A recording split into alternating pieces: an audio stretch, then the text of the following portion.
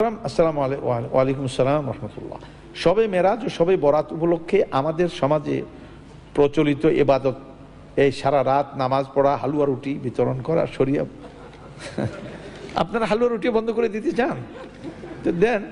শরীয়ী মর্যাদা কতটুকু? শবে মেরাজের রাতের কোনো খাস ইবাদত হাদিসের মধ্যে আসে নাই। এই জন্য কোনো রোজা রাখতে হবে তাও কোনো হাদিসের মধ্যে নাই। অতএব এটা এইগুলি এমনি ইবাদত তো আসেই। প্রত্যেক রাতের মধ্যে তাহাজ্জুদ আছে না, মিনাল লাইলি ফাতাহাজ্জাদ বিহি নাফিলাতাল লাক। তাহলে আপনাকে তাহাজ্জুদ পড়তে বলা হয়েছে বিশেষ বিশেষ রাতে না, প্রতি রাতে।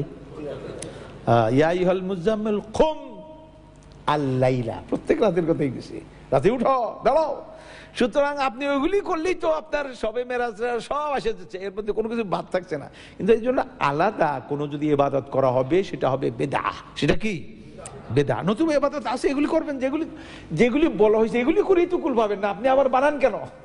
আপনাকে যেগুলি এগুলি কি আপনি করেন ঠিক মতো? এগুলি করেন না, এগুলি করে দেখেন আপনার বেদাতের দিকে মনই যাবে না। বেদাত করে ওরা যারা আসলগুলি বাদ দেয়। কথা বুঝতে পারছেন? যারা 1 নম্বর করে না তারা 2 নম্বর তালাশ করে। কথা বুঝতে পারছেন? এবং 2 নম্বর তো তালাশ করেই, 2 নম্বরের আবার গলাবাজি বেশি। যারা দোকানে ওষুধ বিক্রি করে আর যারা রাস্তার কিনারে বিক্রি করে, গলাবাজি কারা করে বেশি? হার 2 টাকা 2 টাকা 2 টাকা 2 টাকা। দোকানদারে বসে বসে এরকম কয় 10 টাকা 10 টাকা 100 টাকা। একটু বলে না কেন? বলে না, জানে তার ওষুধ 1 নম্বর। ওই বেটার ওষুধ কয় নম্বর? চোরের মার বড় গলা। এই বেদাতের বড় গলা, এগুলি বেশি অনুষ্ঠান করবে, ওয়াজ নসিহত করবে লোকদেরকে না। এমনি ভাবে পরবর্তী প্রশ্ন হলো শবে বরাত। শবে বরাত বলতে কোনো এরকম বরাত নাই। বরাত শবে বরাত শরীয়তে কোনো পরিভাষাই নেই। এটা আমাদের মকসুদুল মুমিনিন একটা বই আছে, আমাদের দেশের কিতাব। এটা একটা আরেকটা কিতাব আছে নিয়ামুল কোরআন। এই টাইপের কিছু কিতাব আছে, এদের নিজস্ব পরিভাষা।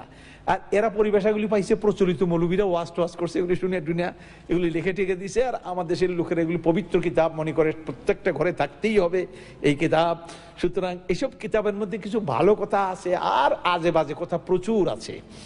সুতরাং একদিন টেলিভিশনে, আপনি মজার কথা শুনে নেন, টেলিভিশনে প্রশ্ন উত্তরে লাইভ অনুষ্ঠানে একজনে আমাকে প্রশ্ন করলো যে অমুক ওজিফার কিতাবটা সম্পর্কে আপনি কি বললেন? আমি এর মধ্যে কিছু ভালো কথা আছে আর অনেক আজে বাজে কথাও আছে। প্রোগ্রাম যখন শেষ হয়ে গেছে, ওই কিতাব যেই লাইব্রেরি থেকে প্রচার করে, ওই লাইব্রেরির মালিক আমার টেলিফোন করছে, কয় এই নম্বরটা কি জাফরি হুজুরের নাম্বার? আমি বললাম হ। কয় যে অমুকের পুত তুই এটা কি কইস?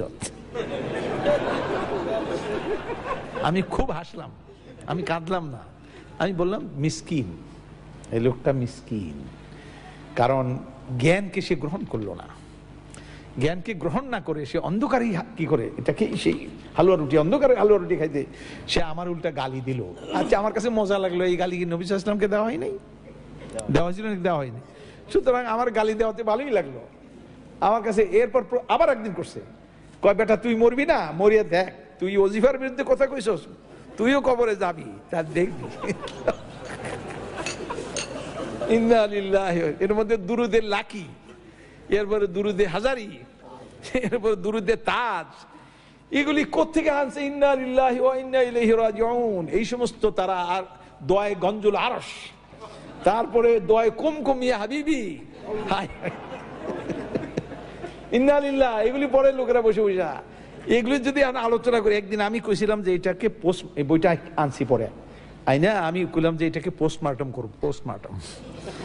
তো এটা করার আগেই আবার কে জানি বইটা নিয়ে গেছে, আল্লাহ জানে কি চুরি করে নিয়ে গেছে, পড়তে নিল কিনা, তাহলে আরেক মুশকিল হয়ে গেল। তা আমি আবার আনবো ইনশাল্লাহ, এটা নিয়ে কথা বলবো। যে এই